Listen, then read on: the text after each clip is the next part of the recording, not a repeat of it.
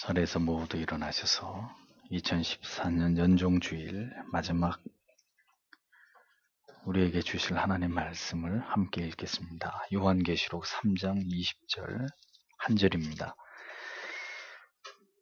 볼지어다 내가 문 밖에 서서 두드리노니 누구든지 내 음성을 듣고 문을 열면 내가 그에게로 들어가 그로 더불어 먹고 그는 나로 더불어 먹으리라. 아멘. 자리에 앉으십시오.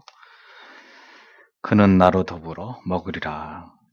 이런 제목으로 하나님 말씀의 떡을 먼저 먹고 그 다음에 주님의 살과 피를 기념하고 또 우리 가운데 영적으로 임재하시는 주님의 은혜를 체험하는 성찬식을 이어 진행하도록 하겠습니다.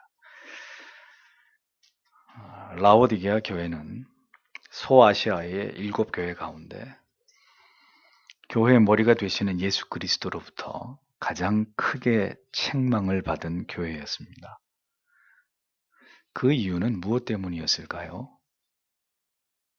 라오디게아는 당시 교통의 요충지였습니다. 그리고 모직공업의 중심지로 양털로 만든 옷이 이미 당대에 아주 유명한 그런 지역이었습니다. 또한 라오디게아 지역에는 유명한 의학교가 있어서 눈과 귀에 아주 특별한 효과가 있는 그런 약이 생산이 되고 있었고 고대 치료의 신인 멘카루의 신전이 위치하고 있었던 그런 지역이 바로 라오디게아였습니다. 이런 지역적인 특징 때문에 라오디게아 교회는 비교적 부유하고 여유로운 사람들이 많이 있었습니다. 라오디게아의 물은 철분과 석회질이 많이 다량 함유되어 있어서 참 맛이 없고 그리고 몸에도 좋지 않을 뿐더러 라오디게아에서 14km 떨어진 골로새 지방의 물처럼 아주 차갑고 시원하지도 않았고 또 10km 북쪽에 위치한 히에라볼리 화산 지역의 물처럼 뜨겁지도 않은 미지근한 그런 물이 나고 있었던 지역이 바로 라오디게아였습니다. 라오디게아 성도들은 교통의 요지로 또 탁월한 안약과 훌륭한 의복을 생산해서 부유했고 풍족한 생활을 하고 있었지만 문제는 그들의 믿음은 그들이 사는 지역에서 나오고 있는 물만큼이나 미지근하기 그지없는 많은 문제들을 안고 있었던 것을 볼 수 있습니다. 이러한 라오디게아 교회를 향해서 주님께서는 심히 강한 어조로 그들을 책망하셨던 것을 보게 됩니다. 15절 16절 말씀에 위에 보면 내가 네 행위를 아노니 내가 차지도 아니하고 더웁지도 아니하도다. 내가 차든지 더웁든지 하기를 원하노라. 내가 이같이 미지근하여 더웁지도 아니하고 차지도 아니하니 내 입에서 너를 토하여 내치리라. 이렇게 주님의 진노하심에 대한 말씀이 기록되어 있는 것을 발견할 수 있습니다. 라오디게아 성도들은 풍요와 여유와 자유로움 속에서 소아시아 지역의 교회와 성도들 가운데 가장 심각한 영적인 상황을 보여주고 있었던 것입니다. 하나님을 향한 진실되고 절박한 믿음은 경제적인 여유로움 속에서 모두 다 사라져버리게 되었고 교만하고 거만한 마음으로 가득 차서 더 이상 가난한 심령과 열렬한 마음으로 은혜를 사모하지도 경건한 삶을 지켜가지도 않은 채로 그저 형식적인 믿음만을 간신히 유지하고 있었을 뿐이었던 자들이 바로 라오디게아 교회의 성도들이었다는 이야기입니다. 세상을 사랑하는 마음에 지배를 당한 라오디게아 교회 성도의 신앙의 해이는 결국 영적으로 도덕적으로 부패하기에 이르렀고 그들의 신앙이라고 하는 것도 결국 모두 위선적이고 가식적이고 전혀 주님을 뜨겁게 사랑하는 마음도 없이 그저 형식적인 신앙과 남에게 보이기 급급한 믿음으로 살아가고 있었을 뿐이었던 것입니다. 주님께서 이제 라오디게아 교회를 향해서 날카로운 검과 같이 그들의 양심을 공격하고 계셨던 것을 오늘 성경은 우리에게 보여줍니다. 그러면 라오디게아 교회 성도는 왜 올바른 신앙의 길에서 점점 멀어지게 된 것일까요?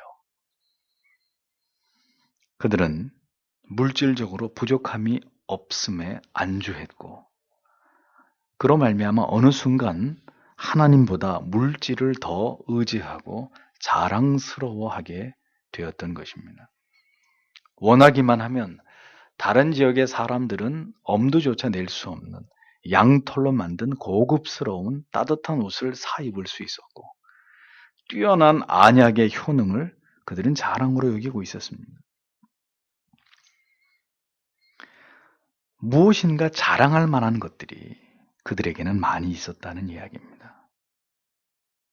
우리에게 무엇인가 자랑하고 싶은 것이 있을 때 우리의 마음은 낮아지겠습니까? 높아지겠습니까? 자연히 우리의 마음은 높아지기 마련입니다. 그것을 붙들고 싶고 의지하고 싶고 자랑하고 싶은 것이 죄악된 모든 인생들의 본성이라는 거죠. 주님께서는 이러한 모든 이유 때문에 점점 올바른 믿음의 자리에서 미끄러지고 있었던 라오디게아 교회의 성도들의 영혼을 조용히 지켜보고 계셨던 것입니다.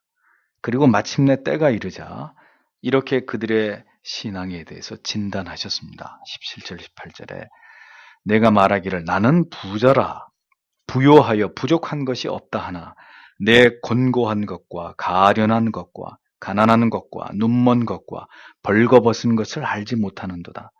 내가 너를 권하노니 내게서 불로 연단하는 금을 사서 부요하게 하고 흰옷을 사서 입어 벌거벗은 수치를 보이지 않게 하고 안약을 사서 눈에 발라 보게 하라 라고 라오디게아 교회 성도들에게 말씀하셨습니다.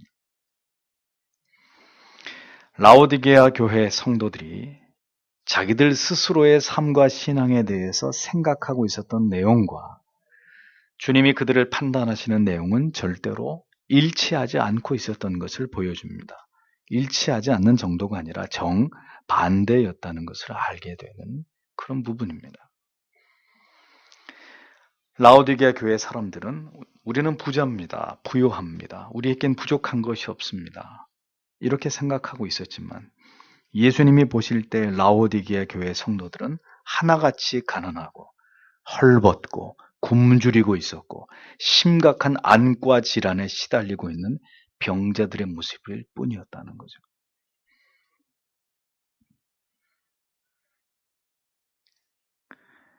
예수께서는 그들의 육신이나 표면적인 삶의 모습을 보신 것이 아니라 정확하게 그들의 영혼의 문제를, 그들의 심각한 신앙의 퇴보의 모습을 날카롭게 진단하고 계셨던 것입니다.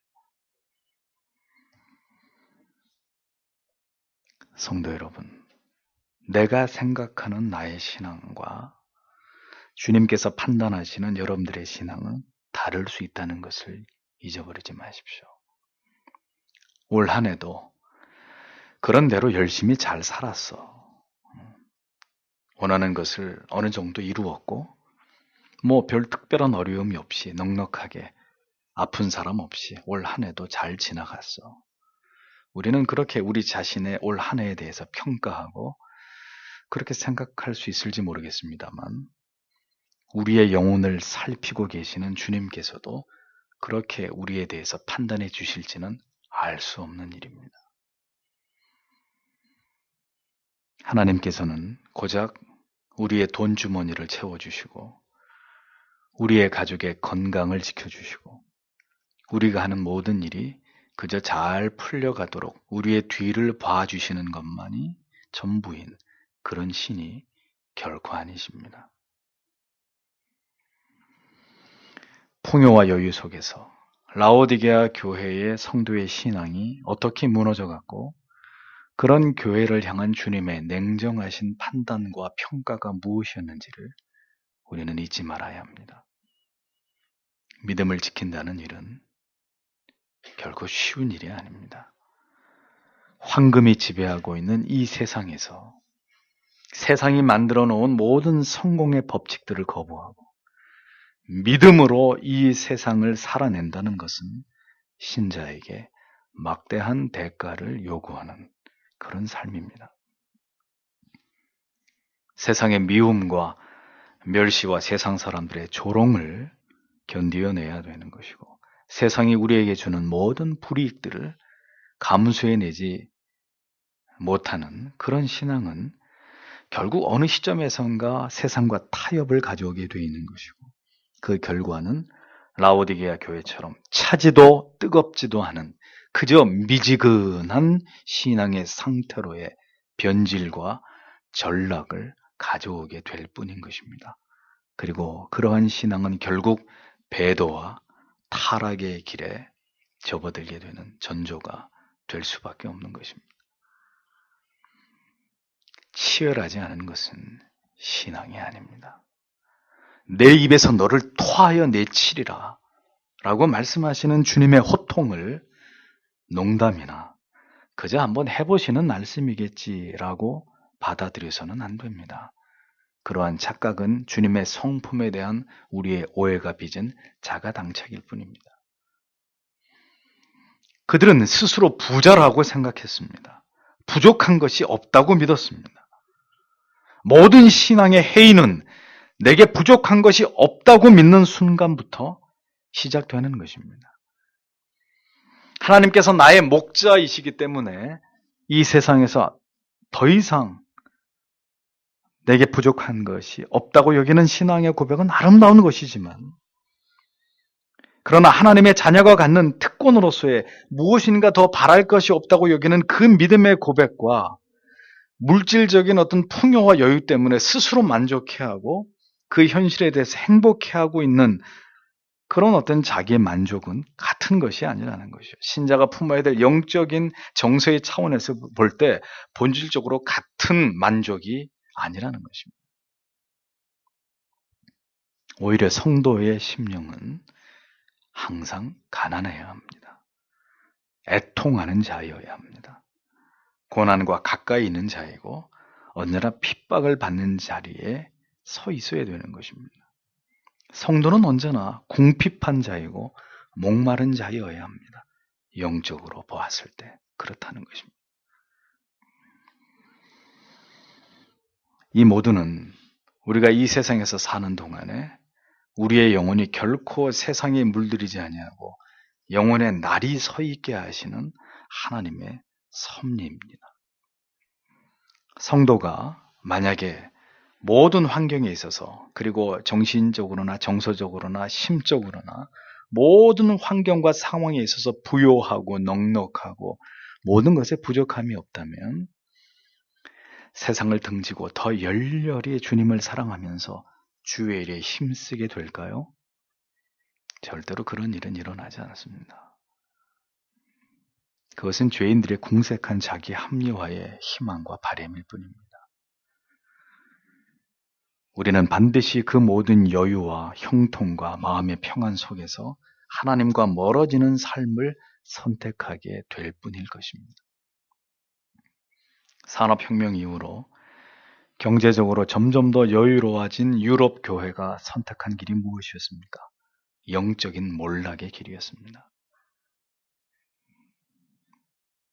전후 한국의 경제 성장과 함께 초고속으로 수적, 물적 성장을 이루면서 고도의 성장을 이룬 한국 교회의 오늘의 영적 현실을 보십시오. 교회와 성직자와 성도들의 타락과 부패의 수위가 갈수록 점입가격인 것을 보고 있지 않습니까? 육신의 배가 부른 자는 자신의 영혼의 배부름을 위해서 절대로 수고하지 않는 법입니다. 육신의 식탁이 풍성한 자들은 영적인 식탁의 풍성함에 대해서 그다지 갈급하지도 배고프지도 않게 되어 있는 그것이 보편적인 죄의 속성 아래 살아가는 사람들의 모습인 것입니다.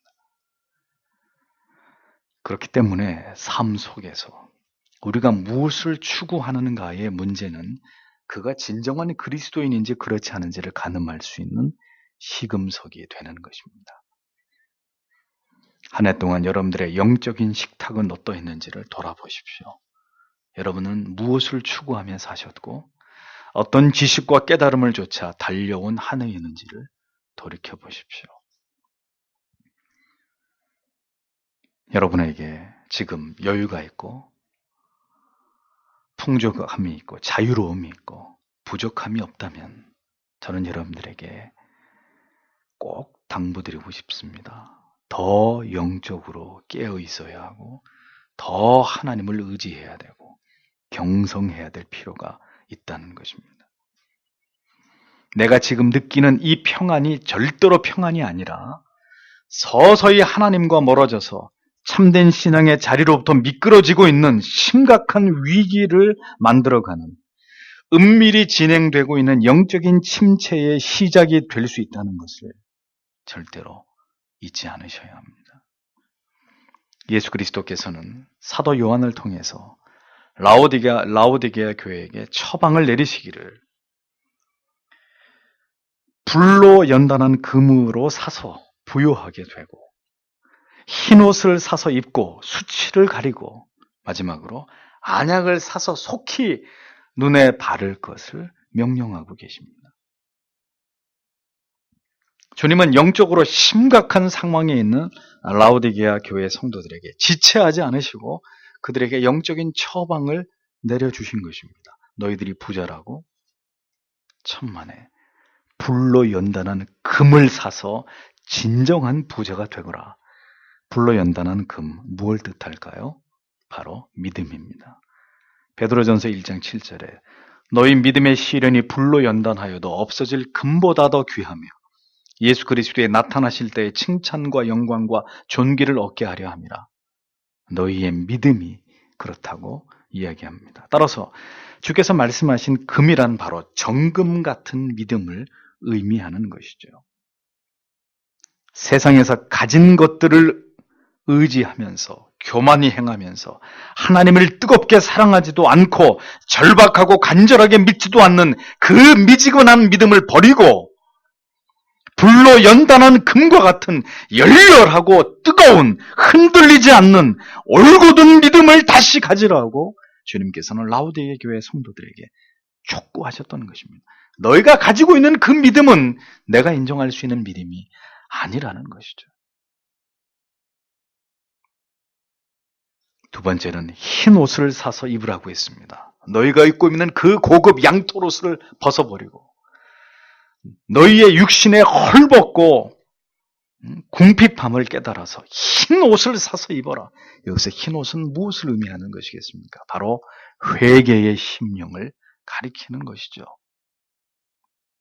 진지하게 자신을 돌아보아서 회개함으로 말미암아 지금까지 하나님 앞에 범한 부끄러운 죄들, 세상을 짝하고 사랑하여서 취하였던 그것을 자랑 삼고 그것으로 기쁨을 여겼던, 기쁨으로 생각했던 그 모든 부끄러운 것들을 다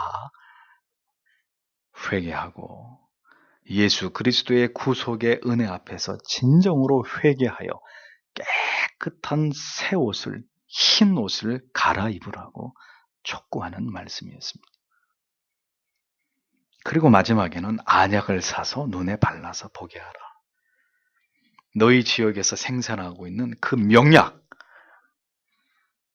그것을 자랑하면서 아무리 어떤 눈에 병이 걸려도 그 약을 바르기만 하면 다 나을 것이라고 믿는 그런 헛된 믿음을 버리고 속히 안약을 사서 눈에 발라라. 이게 무슨 의미겠습니까? 이제 그만 너희들의 눈에 씌워져 있는 그 황금에 대한 욕망의 꺼풀을 벗어버리고 진정한 영적인 가치에 대해서 다시 눈을 뜨라는 말씀이죠. 세상이 아름답고 즐겁고 우리의 육신을 기쁘게 할 만한 것들을 사모하는 영적인 것에는 눈이 멀어버리고 세상 것에 대해서는 눈이 번쩍 뜨여져 있는 그 깊은 질병을 앓고 있는 그 영의 눈에 하나님의 말씀으로 다시 그 눈이 띄어져서 영적으로 올바르게 분별하고 깨닫고 하나님의 말씀 속에 올바른 지혜를 얻어서 바른 믿음의 길로 행하라고 주님께서는 라오디게아 교회 성도들에게 훈계하고 계셨던 것입니다. 라오디게아 교회에 주시는 주님의 엄중하신 책망이 어찌 그들에게만 해당되는 말씀이겠습니까? 한 해 동안 우리의 삶을 돌아보아야 할 것입니다. 하나님을 향해서 하나님을 예배하는 일에 있어서 말씀 속에서 깊이 하나님을 만나는 일에 있어서 우리는 얼마나 열렬했었는지를 생각해 봐야 합니다. 화려하고 아름다운 세상에 흠뻑 취해서 세상과 신앙의 양다리를 걸친 채로 절제하지 못하는 쾌락과 우리가 추구하는 욕망을 쫓아서 그렇게 세상의 것으로 우리의 영혼을 가득 채울 뿐인 우리의 지난 1년이 그러한 삶이 아니었는지를 돌아보아야 되는 것입니다. 눈에 보이는 것에 집착하고 사람들에게 좋게 보이기 위한 허세와 허영, 불필요한 자존심 세우기, 우리 자신을 스스로 높이고자 하는 교만과 오만함으로 그렇게 우리의 육신을, 우리의 외면을 치장하면서 그렇게 하면 할수록 더 빈곤하여지고 더 헐벗어가는 우리의 영혼의 모습은 철저하게 외면하고 가리운 채로 우리가 그렇게 하나님 앞에서 부끄러운 삶을 살아간 적은 없었는지를 깊이 우리 자신을 들여다보면서 생각해 봐야 된다는 것입니다. 진리 안에서 탁월한 깨달음의 은혜와 새로운 하나님에 대한 지식을 발견함으로 인한 기쁨보다는 세상의 화려하고 아름다운 것으로 우리의 눈과 시선을 다 가리워버리고 그렇게 살아온 그런 시간들은 우리에게 더 많지 않았는지를 돌아봐야 되는 것입니다.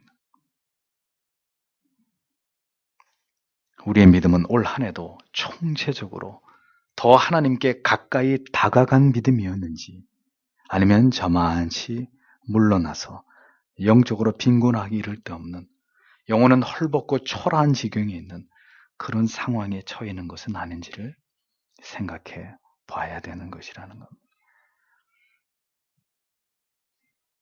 성도 여러분, 하나님께서 인정해 주시는 삶이 아니라면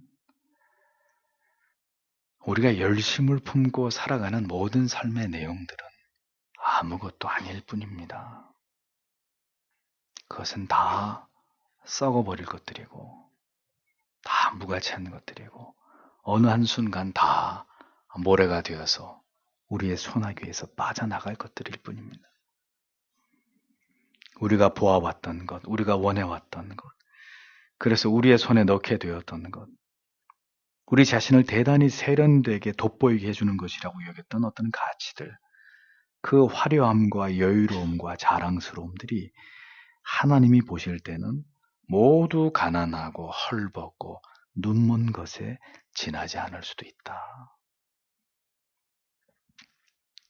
우리는 이 진리를 기억해야 되는 것입니다. 주님께서는 부요하고 여유로웠던 라오디게아 교회의 성도들을 향해서 그리고 21세기를 살아가고 있는 이 시대의 하나님의 자녀들인 우리들을 향해서 동일하게 말씀하고 계십니다. 너희에게 믿음이 있느냐? 너희는 과연 눈에 보이는 세상이 아닌 눈에 보이지 않는 영원한 생명의 떡인 나를 온전히 신뢰하고 있느냐? 황금이 그리 좋고 아름다운 양털옷과 뛰어난 안약이 그토록 너희의 자랑이며 십자가의 그 은혜와 구속의 감격을 까맣게 잊을 만큼 양심에서 들려오는 저항의 소리를 저마치 미루어 둘 만큼 그런 것들이 그렇게 좋아 보이고 그것이 전부인 것처럼 여겨지더냐. 주님은 오늘도 우리 모두에게 이 질문을 던지고 계시는 것입니다. 성도는 무엇으로 사는 것일까요? 그 영혼 속에 매 순간 매일매일 무엇을 담아두기 위해 몸부림치며 살아가는 삶이어야 할까요? 오늘 우리의 믿음은 불로서 매일 연단되어서 그 순도를 높여가는 황금처럼 우리의 영혼의 순도도 더 높아져 가고 있는지를 생각해 보십시오. 우리는 날마다 죄에 대해서 더 민감해짐으로 인해서 언제나 흰 세마포 옷을 예비하고 신랑을 맞을 준비에 만전을 다하는 그런 깨어있는 삶을 살아가고 있는 것인지를 확인해 볼 필요가 있다는 것입니다. 우리의 영의 눈은 안약이 필요 없을 만큼 언제나 초롱초롱 하나님의 뜻을 분별하고 그분의 마음을 살피고 그분의 뜻을 이루는 일에 있어서 반짝반짝 빛이 나고 있는지를 하나님의 말씀의 거울을 통해 우리의 영혼의 눈동자를 들여다볼 필요가 있다는 것입니다. 그렇게 살아온 삶이었는지를 진지하게 생각해 볼 필요가 있다는 것입니다.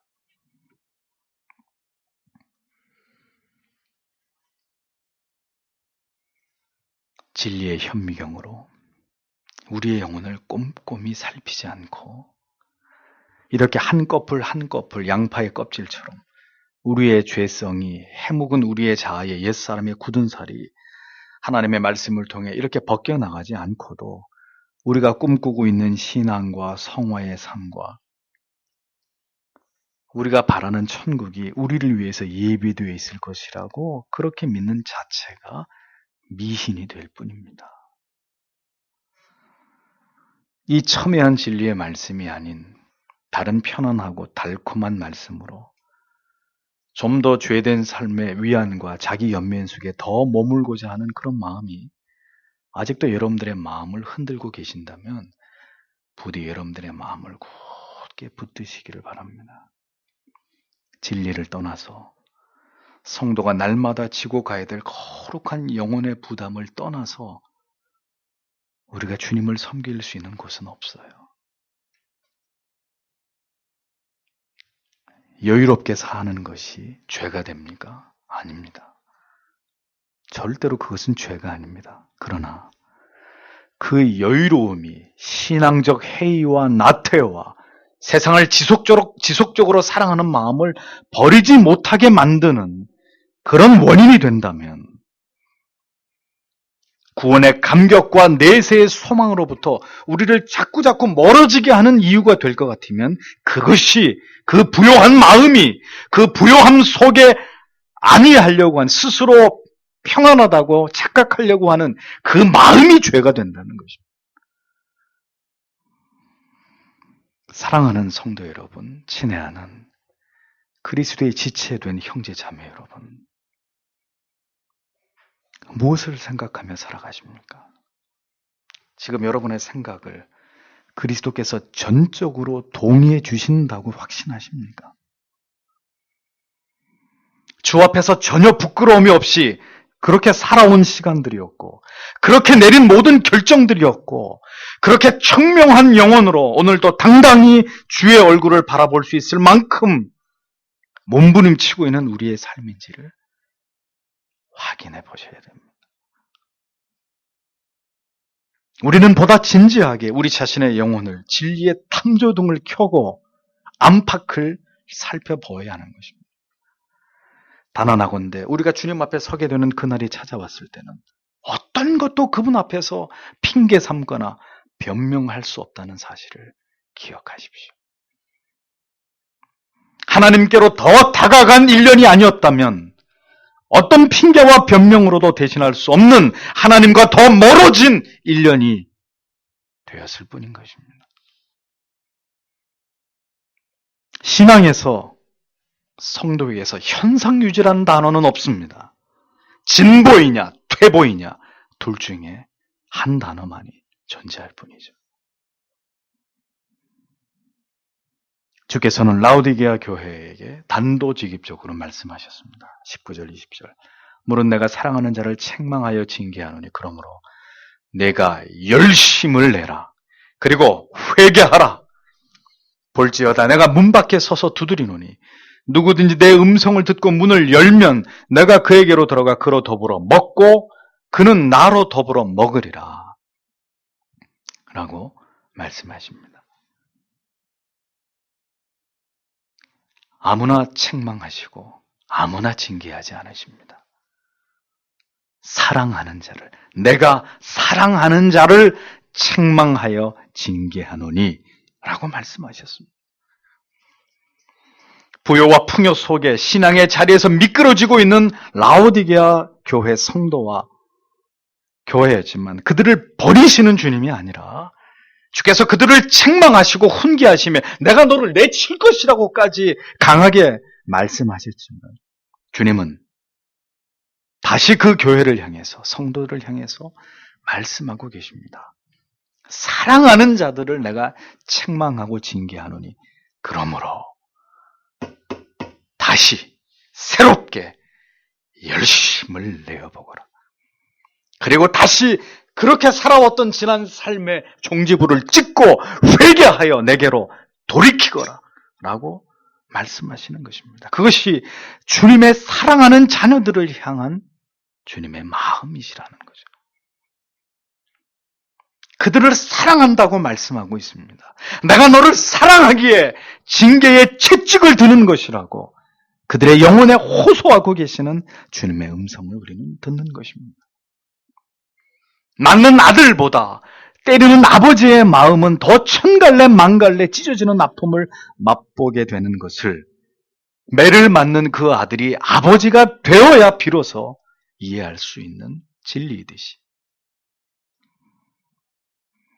사랑은 때로 채찍이 되어서 우리에게 임하기도 하는 것입니다.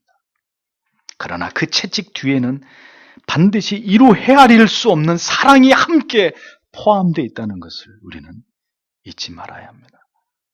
세상에 어느 부모가 자식을 죽도록 때리는 그런 매질을 한단 말입니까? 주님의 마음도 마찬가지이신 것이죠. 그래서 그들에게 말씀하십니다. 열심을 내라. 회개하여서 그러한 삶에서 돌이켜라. 채찍을 맞고 있는 여러분, 진지하게 반성하고 회개하는 마음으로 눈물의 회개로 그 채찍을 겸허하게 받아들이시기를 바랍니다. 도망치거나 회피하거나 어리석게 외면하지 마시고 내가 이 고난과 역경과 이 아픔을 통해서 내가 하나님 앞에 더 새롭게 태어날 것이다. 더 성숙한 믿음으로 내 첫 사랑을 회복하면서 그 처음의 믿음을 다시 불태우면서 나는 주님의 품으로 돌아갈 것이다. 이렇게 결의하고 다짐하고 주의 은혜를 구하는 겸비함을 회복해야 되는 것입니다. 히브리서 12장 8절은 말씀하죠. 징계는 다 받는 것이오늘 너희에게 없으면 사생자요 참 아들이 아니니라. 11절 무릇 징계가 당시에는 즐거워 보이지 않고 슬퍼 보이나 후에는 그로 말미암아 연달한 자에게 의와 평강한 열매를 맺나니라고 말씀하고 계십니다. 잠언 10장 17절에는 훈계를 지키는 자는 생명길로 행하여도 징계를 버리는 자는 그릇 가느니라 라고 기록하고 있습니다. 주님께서는 일방적으로 회개하고 열심을 내라고만 말씀하지 않으셨습니다. 그렇게 열심을 내고 회개함으로 다시 믿음을 회복시키기 위해서 주님은 라오디게아 교회 성도들을 초대하고 계십니다. 뭐라고요? 나와 함께 먹자고 말씀하십니다. 내 마음의 문을 활짝 열라고 요청하십니다. 나의 이 초대에 응하라고 말씀하고 계십니다. 내 음성을 듣고 문을 열게 되면 그에게로 들어가서 나는 그와 더불어 먹을 것이고 그는 나와 더불어서 함께 겸상을 하면서 내 테이블 위에서 나와 함께 배부르게 먹게 될 것이다 라고 말씀하십니다. 풍요와 부유함 속에서 그러나 영적으로 아사 직전에 있는 라오디게아 교회 성도들을 향해서 그들을 책망하고 훈계하시는 것으로만 끝난 것이 아니라 그들을 주의 만찬의 테이블로 초대하셔서 나와 함께 먹고 마심으로 다시 힘을 얻으라고 촉구하고 계시는 인자하신 주님의 모습을 우리는 이 본문 속에서 발견하게 되는 것입니다. 양은 목자의 음성을 알아듣습니다. 다른 사람들은 양을 통제할 수 없어도 우리에 넣지도 우리에서 이끌어내지도 못하지만 목자는 그 음성으로 혹은 뿔피리 소리로 양들을 모두 우리에서 끌어내기도 하고 다시 우리 안으로 다 몰아 넣을 수도 있습니다. 왜요? 양들이 그 목자의 음성을 알아듣기 때문입니다. 성도는 주님의 음성을 듣는 자들입니다. 세상의 음성을 듣는, 세상의 소리를 듣는 자들이 아니라 참된 말씀의 가치를 추종하는 사람들입니다. 성도는 그의 영혼을 말씀과 기도로 이끄는 그 목자를 신뢰하고 그 말씀에 순종하고 그로 말미암아 자신의 신앙의 영적 성장을 도모하는 사람들입니다. 지금은 진리와 비진리가 혼재하고 있는 시대입니다. 참 믿음과 유사 믿음이 뒤엉켜서 분별하기 매우 어려운 때입니다. 친애하는 성도 여러분, 부디 복음에 참되신 주의 말씀에 여러분들의 영혼의 귀를 더 기울이시는 여러분들이 되시기를 바랍니다.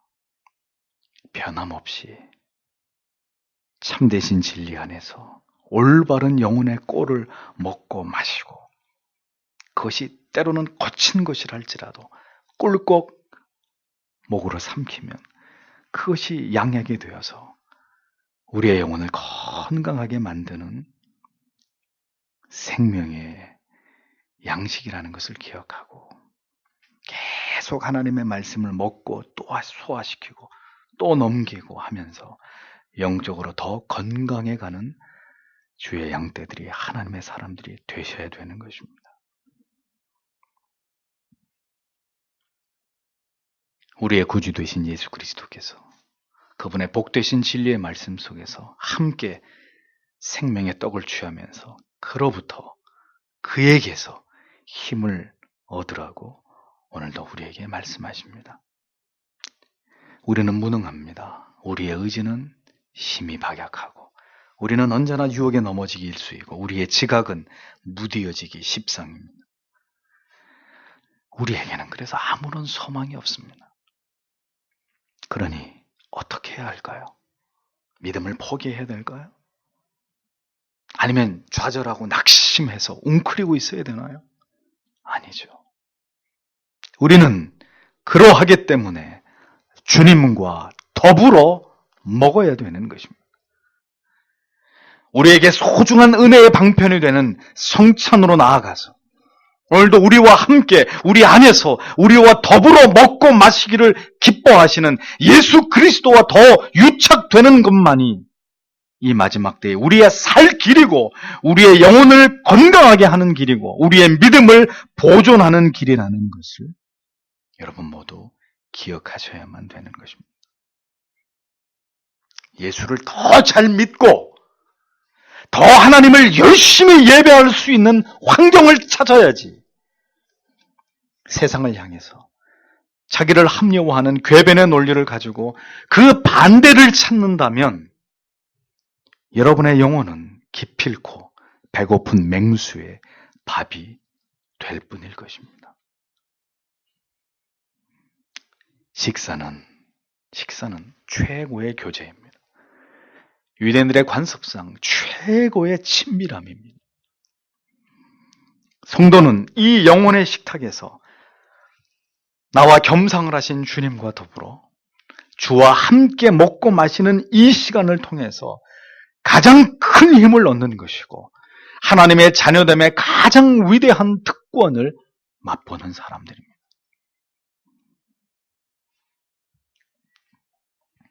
그러할지라도 그러한 은혜는 반드시 예수 그리스도만이 나의 구주 되심을 믿고 나의 남은 생에는 온전히 주를 위해 살 것입니다 라고 고백하는 자들에게만 주어지는 특권이라는 것을 잊지 마십시오. 그래서 저는 우리 교회 중고등부 지체들이 속히 회심의 길로 나아가서 세례도 받고 입교를 해서 부모님들만 참여하는 성찬이 아니라 여러분도 이 성찬의 은혜 안으로 속히 들어오기를 목사는 희망하고 기도합니다. 그리고 아직 회심하지 않은 지체 여러분, 진정으로 그대에게 그리스도의 은혜가 필요함을 절실히 깨달아서 이 예수 그리스도를 간절히 붙잡아 그를 신뢰함으로 성찬의 은혜 속에서 우리를 든든히 붙드시는 주님의 강한 손을 속히 경험하게 되시기를 축복합니다.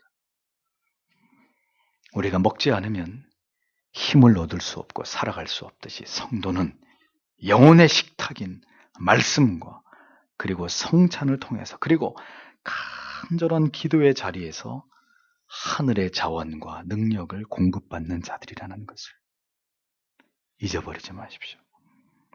그리고 그 공급받는 은혜를 지체들과 더불어 더 풍성하게 나누고 서로를 더 사랑하고 섬기면서 위하여 기도하면서 함께 더 견고한 사랑의 스크럼을 짜고 하나님의 나라를 세워가야 되는 사람들이 바로 성도라는 사실을 잊지 마십시오.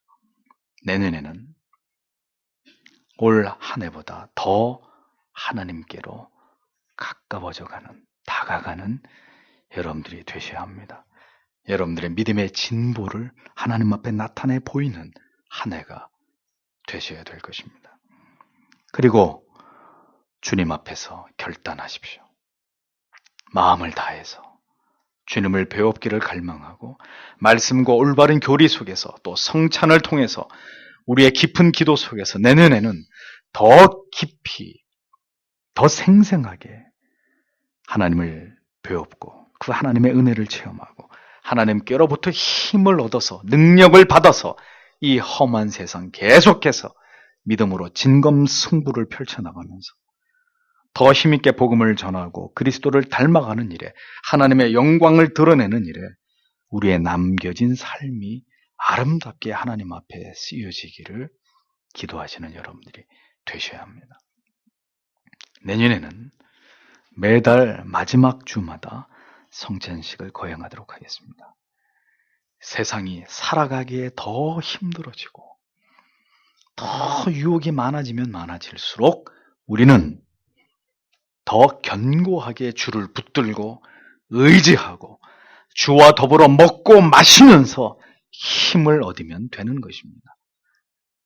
주님은 절대로 우리를 버려두지 않으실 것이고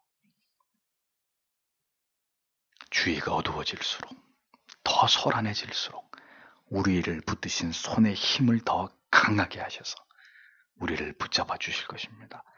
더 자주 식탁에 초대로 말미암아 우리에게 필요한 능력을 주께서 우리에게 공급해 주시리라 믿습니다.